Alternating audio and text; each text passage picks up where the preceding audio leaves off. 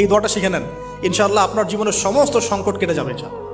আমি নিজেও এই দোয়াটা বেশি বেশি করার চেষ্টা করি। দোয়াটা হচ্ছে, মুসা আলাইহিস সালাম একটা গাছের নিচে হেলান দিয়ে বসলেন, বসে দেখলেন দুজন মেয়ে দাঁড়িয়ে আছে দূরে, পানি নিতে পারছে না, লোকজন পানি নিয়ে যাচ্ছে, ওরা দাঁড়িয়ে আছে বেচারি।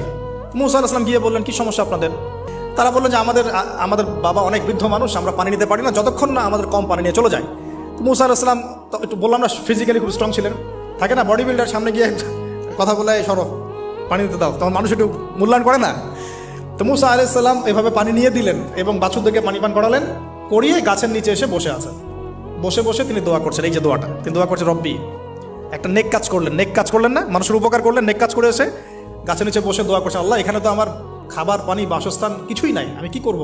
রব্বি ইন্নি লিমা আনজালতা ইলাইয়া মিন খায়রিন ফাকির, রব্বি ইন্নি লিমা আনজালতা ইলাইয়া মিন খায়রিন ফাকির।